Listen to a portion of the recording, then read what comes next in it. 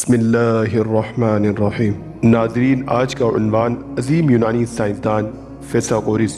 جیسا کہ آپ سب جانتے ہیں، جیومیٹری کا ایک مشہور مسئلہ ہے کہ ایک قائمۃ الزاویہ مثلث میں وتر کا مربع دونوں ضلعوں پر کے مربعوں کے مجموعے کے برابر ہوتا ہے۔ یہ مسئلہ فیثاغورس کہلاتا ہے کیونکہ اسے پہل ایک یونانی دانشور فیثاغورس نے ہی دریافت کیا تھا۔ اس مسئلے کے باعث ریاضی میں فیثاغورس کو شہرت دوام حاصل ہے۔ اس کا نام جیومیٹری کے ہر طالب علم کی زبان پر ہے۔ یونان کے ارد گرد کے سمندر جو بحیرہ ایجیبین کے نام سے مشہور ہے، ایک چھوٹا سا جزیرہ ساموس واقع ہے جو ایشیائے کوچک کے ساحل سے صرف 1 میل دور ہے۔ اس جزیرے میں حضرت مسیح سے 6 صدی قبل یعنی 582 قبل مسیح میں فیثاغورس پیدا ہوا۔ اس کا باپ یونان کا ایک بہت دولت مند شخص تھا جس نے اپنے بیٹے کی تربیت پر بے دریغ رقم صرف کیا اور اس کو تعلیم دینے کے لیے یونان کے بہترین اتالیق مقرر کیے۔ چونکہ فیثاغورس فطری طور پر بہت ذہین تھا، اس لیے اس نے اس تعلیم سے پورا فائدہ اٹھایا اور تھوڑے ہی عرصے میں وہ ریاضی اور فلسفے میں اپنے ہمسبقوں سے بہت آگے نکل گیا۔ ابھی اس کی عمر صرف 20 برس کی تھی کہ اسے سیاحت کا شوق ہوا۔ چنانچہ یہ ہنسمکھ اور بے فکر نوجوان، جس کے گھر میں کسی چیز کی کمی نہ تھی، محض حصول علم کے جذبے کو دل میں لیے ایک طویل سفر پر روانہ ہو گیا۔ پہلے بابل پہنچا، جو قدیم دنیا کا سب سے مشہور شہر تھا۔ یہ عراق میں دریائے فرات کے کنارے موجودہ بغداد سے 60 میل کے فاصلے پر واقع تھا اور تہذیب و تمدن کا بہت پرانا مرکز تھا۔ چنانچہ یہاں کے رہنے والے ایسے زمانے میں بھی علوم و فنون سے مالا مال تھے جب یونانیوں کی حالت بالکل وحشیانہ تھی۔ فیثاغورس نے یہاں کے مشہور اساتذہ سے جتنا ممکن ہو سکا علم حاصل کیا، مگر اسے جس سکون کی تلاش تھی وہ اسے نہ مل سکا۔ اس لیے چند سال یہاں گزارنے کے بعد اس نے مشرق کی راہ لی اور کئی برس سفر کی صحبتیں اٹھانے کے بعد وہ براعظم پاک و ہند کے اس علاقے میں پہنچا جو موجودہ زمانے میں بہار کے نام سے موسوم ہے اور بھارت کا ایک صوبہ ہے۔ یہاں اس کی ملاقات بدھ مت کے بانی گوتم بدھ سے ہوئی، جو اس عہد میں پاک و ہند کے گوشے گوشے میں عرفان کی تجلیہ بکھیر رہا تھا۔ کیا فیثاغورس نے فی الواقع بدھ مت اختیار کر لیا تھا؟ یونانی مورخ اس کا جواب نفی میں دیتے ہیں، لیکن یہ بات یقینی ہے کہ بدھ کے خیالات اور عقائد کا فیثاغورس پر بہت گہرا اثر پڑا تھا۔ چنانچہ جب یونان میں جا کر اس نے اپنی ایک الگ مذہبی جماعت بنائی تو اس جماعت کے اکثر اصول بدھ مت کے اصولوں ہی کا چربہ تھا۔ باہر سے رخصت ہو کر فیثاغورس مصر پہنچا، جہاں کے دانشور جیومیٹری میں خاص مہارت رکھتے تھے۔ اس نے مصری عالموں سے جیومیٹری کا علم حاصل کیا اور پھر اپنے غور و فکر سے اس میں چند جدید مسائل دریافت کیے، جن میں سب سے مشہور وہ مسئلہ ہے جو مسئلہ فیثاغورس کے نام سے مشہور ہے۔ فیثاغورس کے ایک سواہ نگار نے لکھا ہے کہ مصر کے قیام کے دوران اسے حضرت موسیٰ علیہ السلام کے حضور میں باریابی کا شرف حاصل ہوا، مگر یہ ایک شدید غلطی ہے کیونکہ حضرت موسیٰ علیہ السلام کا زمانہ فیثاغورس سے کم از کم 1000 سال پہلے کا ہے۔ انبیاء کرام میں سے حضرت دانیال فیثاغورس کے ہم عصر تھے، اس لیے اس امر کا امکان ہو سکتا ہے کہ فیثاغورس نے حضرت دانیال کی صحبت سے فیض حاصل کیا ہو، لیکن یقین کے ساتھ اس بارے میں کچھ نہیں کہا جا سکتا۔ فیثاغورس جب یونان سے روانہ ہوا تو وہ ایک نوجوان لڑکا تھا، لیکن جب وہ اپنے طویل سفر سے واپس آیا تو اس کی عمر 50 سال سے متجاوز ہو چکی تھی۔ وہ ایک خاموش سنجیدہ مزاج مفکر بن چکا تھا۔ اس نے زندگی کے پورے 33 سال اس طویل سیاحت کی نظر کر دیے تھے۔ اگر اس سیاحت کے دوران میں مشرق کے کسی مقام پر اس کی موت واقع ہو جاتی تو اس کا کوئی نام بھی نہ جانتا، لیکن وہ اپنے وطن میں زندہ سلامت لوٹ آیا۔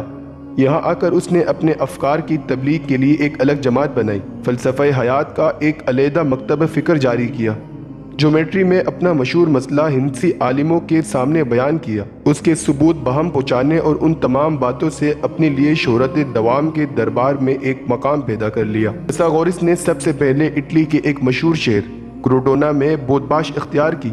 یہاں اس نے اپنے عقیدت مندوں اور شاگردوں کو تعلیم دینے کے لیے ایک درسگاہ بنائی، جس میں وہ مروجہ علوم کے ساتھ ساتھ اپنے مخصوص عقائد کی بھی تعلیم دیتا تھا۔ یہ معلوم نہیں ہو سکا کہ مذہبی لحاظ سے اس کے یہ مخصوص عقائد کیا تھے، کیونکہ تعلیم کا یہ حصہ پوشیدہ طور پر دیا جاتا تھا اور اسے اپنے عوام پر ظاہر نہیں کیا جاتا تھا۔ لیکن یہ بات یقینی ہے کہ اس تعلیم میں اعلیٰ اخلاقی اقدار کا عنصر غالب تھا۔ فیثاغورس کے شاگرد نہ صرف اپنے فاضل استاد سے گہری عقیدت رکھتے تھے بلکہ ان کے آپس کے تعلقات بھی بھائیوں سے بڑھ کر تھے۔ اس کا ثبوت ہمیں ایک واقعے سے ملتا ہے جسے ایک یونانی سوانیگار ڈائسر نے بیان کیا ہے۔ وہ لکھتا ہے کہ ایک دفعہ فیثاغورس اپنے وطن سے دور کسی سرائے میں اقامت پذیر تھا جہاں وہ بیمار پڑا اور جو رقم اس کے پاس تھے وہ خوراک اور علاج پر خرچ ہو گیا۔ سرائے کا مالک جو ایک خدا ترس آدمی تھا اپنے پاس سے رقم خرچ کر کے اس کی تیمارداری کرتا رہا، لیکن اس کی حالت روز بروز بگڑتی گئی۔ جب اسے اپنی زندگی کی کوئی امید نہ رہی تو اس نے کاغذ اور قلم منگوایا، اپنی داستان غم لکھوائی اور اس کے خاتمے پر فیثاغورس کا مخصوص نشان ثبت کر دیا۔ اس کے بعد اس نے اپنی مربی یعنی سرائے کے مالک سے التجا کی کہ اس کاغذ کو شہر کے دروازے پر لگا دے۔ اگلے روز بیمار کا انتقال ہو گیا اور سرائے کے مالک نے اس کے لکھوائے ہوئے کاغذ کو اس کی وصیت کے مطابق شہر کے دروازے پر چسپاں کر دیا۔ کئی روز گزر گئے، آخر ایک دن وہاں سے ایک اور فیثاغورس کا گزر ہوا۔ اس نے اس کاغذ کو پڑھا۔ جب اس کے آخر میں فیثاغورس کے مخصوص علامتی نشان پر اس کی نظر پڑی تو اسے معلوم ہو گیا کہ کاغذ پر لکھی ہوئی داستان اس کے کسی فیثاغورسی بھائی کی ہے۔ وہ فوراً سرائے کے مالک کے پاس آیا، اس کے تمام رقم ادا کر دی اور مزید برآں ایک رقم انعام کے طور پر دے کر اس کی خدمت کا شکریہ ادا کیا جو ایک فیثاغورسی کی جان بچانے کے لیے اس نے سر انجام دی تھی۔ فیثاغورس کے یہ مخصوص علامتی نشان جن سے اس کے شاگرد ایک دوسرے کو پہچان لیتے تھے چند فقرے تھے جن کے اندر ظاہری معنوں کے علاوہ بعض ایسے معنی پوشیدہ ہوتے تھے جن کو فیثاغورسیوں کے سوا کوئی اور نہیں سمجھ سکتا تھا۔ دوسرے لفظوں میں یہ ایک نوع کی ضرب الامثال تھی جو ظاہری معنوں کے علاوہ پوشیدہ معنوں کے حامل ہوتی تھی۔ ذیل میں تشریح کے طور پر فیثاغورس کے چند علامتی فقرے اور ان کے پوشیدہ معنی درج کیے ہیں۔ ایسی مچھلی نہ کھاؤ جس کی دم سیاہ ہو، یعنی پوشیدہ معنی ایسے شخص کی صحبت میں نہ بیٹھو جس کی شہرت اس کے برے اعمال کے باعث داغدار ہو اور جسے لوگ پیٹھ پیچھے برا کہتے ہیں۔ ان کے دوسرے پوشیدہ الفاظ یہ تھے: آگ کو تلوار کی نوک سے حرکت نہ دو، یعنی اس کا پوشیدہ معنی جو شخص پہلے سے تمہارا دشمن ہو اس کو مزید غصہ دلا کر اس کی عداوت کی آگ کو نہ بھڑکاؤ۔ ان کے تیسرے پوشیدہ الفاظ: شار عام پر نہ جاؤ، جس کا معنی عام آدمیوں کے پیچھے مت چلو، صرف دانشوروں کی ہی پیروی کرو۔ چوتھی علامت: میلوس کی کاشت کرو مگر اس کو کھاؤ نہیں۔ اس کا پوشیدہ معنی: دوسروں کے گناہوں کو معاف کر دو مگر اپنے گناہوں کو معاف نہ کرو۔ فیثاغورس کے حلقۂ تلمذ میں نظم و ضبط بہت سخت تھا جس میں سے اس کے تمام شاگردوں کو گزرنا پڑتا تھا۔ ان کے زمانہ تعلیم میں 5 سال کی مدت عرصہ خاموشی کہلاتی تھی۔ اس مدت میں ہر شاگرد کے لیے ضروری تھا کہ وہ استاد کے تمام فرمودات کو خاموشی کے ساتھ سنے اور ان پر پوری عقیدت کے ساتھ یقین رکھے۔ اس عرصے میں اسے کسی قسم کے سوال کرنے یا شک کرنے کا اظہار کرنے یا زبان اعتراض کھولنے کی ہرگز اجازت نہ تھی۔ بعض طلباء کے لیے جن کی ذہانت اور اکتساب علم کی استعداد عام طالب علموں سے بڑھ گئی تھی، عرصہ خاموشی کی مدت 5 سال سے گھٹا کر 2 سال کر دی جاتی تھی، لیکن 2 سال سے وہ کسی صورت میں کم نہ ہوتی۔ طلباء کا روزمرہ کا پروگرام موسیقی سے شروع ہوتا تھا۔ فیثاغورس موسیقی کا بہت شائق تھا اور اس کے اثرات پر گہرا یقین رکھتا تھا۔ موسیقی کے بعد طلباء فیثاغورس کی قیادت میں 1 گھنٹے کے لیے سیر کو چلے جاتے۔ سیر سے واپس آ کر مکتب کی 4 دیواری میں ان کی تعلیم کا سلسلہ شروع ہو جاتا۔ دوپہر کو وہ ایک میز پر اکٹھے کھانا کھاتے۔ ان کی خوراک بہت سادہ ہوتی تھی اور شراب کی انہیں سخت ممانعت تھی۔ کھانے کے بعد مختلف موضوعات پر لیکچر ہوتے اور دوپہر کو تھوڑی دیر ورزش یا کھیل کے بعد ایک دن کا پروگرام اختتام پذیر ہو جاتا۔ فیثاغورس نے اپنے عقیدت مندوں میں برادرانہ تعلقات اس حد تک استوار کر دیے کہ وہ اپنی ساری دولت برادری کے مشترکہ فنڈ میں شامل کر دیتے تھے اور پھر اس مشترکہ فنڈ سے تمام اراکین اپنی ضرورت کے مطابق بہرو اندوز ہوتے تھے۔ کوئی شخص خواہ کتنا ہی امیر ہو، اس کے لیے اپنی ساری نقدی اور پونجی مشترکہ کھاتے میں داخل کرنا لازمی تھا۔ اس مشترکہ خزانے کا اہتمام چند منتخب افراد کرتے تھے جو ماہرین اقتصادیات یعنی اکنامکس کہلاتے تھے۔ یہ لوگ اس مشترکہ فنڈ کو تجارت میں بھی لگاتے تھے جس کے نفع سے فنڈ بڑھتا رہتا تھا اور کچھ عرصے کے بعد دگنا ہو جاتا تھا۔ اگر کوئی شخص برادری کے حلقے سے نکلنا چاہتا تو اس کے رقم منافع کے ساتھ اس کو واپس کر دیا جاتا، مگر 7 درجگاہ کے احاطے کے قریب اس کی ایک فرضی قبر بنا دی جاتی، کیونکہ برادری کے اراکین کے نزدیک حلقے سے اس کا اخراج عملی طور پر اس کی موت کے مترادف تھا۔ فیثاغورس کے فلسفے میں عورت کا بہت احترام تھا۔ اور وہ عورت کو ترقی کی راہ میں مردوں کے زوش بدوش دیکھنا چاہتا تھا، جیسا کہ آگے چل کر معلوم ہوگا۔ اس بارے میں اس کے خیالات یونانی دور کے ایک اور دانشور ارسطو کے خیالات سے بالکل متضاد تھے، کیونکہ ارسطو عورتوں کو مردوں سے کمتر سمجھتا تھا اور انہیں حکومت یا سوسائٹی میں کسی قسم کے حقوق دینے کا سخت مخالف تھا، لیکن فیثاغورس عورتوں کو مردوں کے سے تمام حقوق دینا چاہتا تھا، حکومت میں بھی اور معاشرے میں بھی۔ اس کے حلقۂ درس میں عورتیں بھی برابر شریک ہوتی تھی، جن میں بعض علمیت کے اعلیٰ درجے تک پہنچ گئی تھی۔ انہی فاضل عورتوں میں ایک فیثاغورس کی اپنی بیوی تھی۔ فیثاغورس کی جاری کردہ تحریک کو ان خواتین سے جو اس میں شامل ہو گئی تھی بہت تقویت ملی، اور یہ تحریک سرعت سے پھیل رہی تھی۔ ادھر جوں فیثاغورس کی جماعت میں اس کے عقیدت مندوں کی تعداد بڑھتی جاتی، ملکی رہنما اور مذہبی رہنما اس کے مخالف ہوتے جاتے۔ اس مخالفت کی بڑی وجہ یہ تھی کہ فیثاغورس نے سیاست میں حصہ لینا شروع کر دیا تھا اور ملکی حکمرانوں اور مذہبی رہنماؤں پر نکتہ چینی کو اپنا شعار بنا لیا تھا۔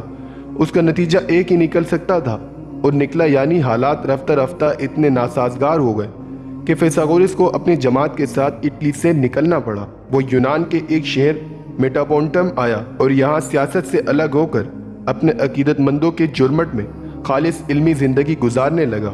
فیثاغورس نے جیومیٹری کا اس مشہور کلیے کے سوال جس کا ذکر پہلے ہو چکا ہے چند اور دریافتیں بھی کی، جن کے باعث اس کا شمار قدیم زمانے کے نامور سائنسدانوں میں ہوتا ہے۔ فیثاغورس سے پہلے اور فیثاغورس کے پورے 2000 سال بعد تک دنیا بھر کے عالم یہ یقین رکھتے تھے کہ ہماری زمین ہی کائنات کا مرکز ہے۔ اس کے لیے سورج، چاند، ستارے زمین ہی کے گرد گھومتے ہیں۔ یہ غلط نظریہ 15ویں اور 16ویں صدی تک قائم رہا، یہاں تک کہ کوپرنکس اور گلیلیو نے اپنے مشاہدات اور تجربے سے قطعی طور پر اسے غلط ثابت کیا، لیکن باوجود اس کے کہ فیثاغورس کے پاس تجربے اور مشاہدے کے لیے کوئی آلات نہ تھے، اس نے حضرت مسیح سے کامل 5 صدی پہلے یہ درست نظریہ پیش کیا کہ زمین گول ہے اور فضا میں ساکن نہیں ہے، بالکل متواتر حرکت کر رہی ہے۔ البتہ فیثاغورس کا خیال تھا کہ زمین سورج کے گرد حرکت نہیں کرتی، بلکہ وہ ایک اور مرکز نور کے گرد چکر لگاتی ہے جس کا نام ہستیا ہے، جس کے خیال کے مطابق سورج اپنی روشنی اس کے مرکز نور سے لیتا ہے اور سورج اور دیگر ستارے بھی اس کے مرکز نور کے گرد حرکت کرتے ہیں۔ موجودہ زمانے کا صحیح نظریہ اس کے گو عین مطابق نہیں ہے، مگر اس سے زیادہ مختلف بھی نہیں ہے، کیونکہ جدید نظریے کے مطابق زمین اور دیگر سیارے اگرچہ سورج کے گرد گھومتے ہیں، مگر خود سورج بھی فضا میں ساکن نہیں ہے، بلکہ اپنے تمام نظام شمسی کے ہمراہ ایک اور مرکز کے گرد حرکت کناں ہے۔ اس لحاظ سے ایک ایسے قدیم زمانے میں جب جدید تحقیقات کی روشنی کا کہیں وجود نہ تھا، فیثاغورس کا ایک ایسی حقیقت کو پا لینا فی الواقع اسے ایک نامور سائنسدان بنانے کے لیے کافی ہے۔ فیثاغورس کو اعداد سے خاص دلچسپی تھی، چنانچہ اس کا یہ مقولہ ہے کہ دنیا میں صرف اعداد ہی حقیقی اشیاء ہے، اور یہ قول بہت مشہور ہے۔ فیثاغورس نے موسیقی کے پیمانے پر بھی تحقیقات کی تھی اور موسیقی کے سروں کو درمیانی وقفوں کا پتہ لگایا تھا۔ اس مقصد کے لیے اس نے ایک آلہ بھی ایجاد کیا تھا جو بلا شبہ سائنس کے قدیم ترین آلات میں سے تھا۔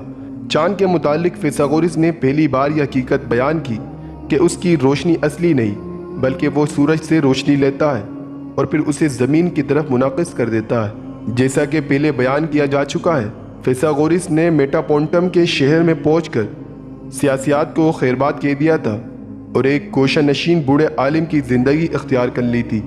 یہی گمنامی کی حالت میں اس کی موت واقع ہوئی، مگر اس کا نام اس کے دریافت کردہ مسئلے کے باعث جیومیٹری کی ہر کتاب میں ہمیشہ کے لیے زندہ ہے۔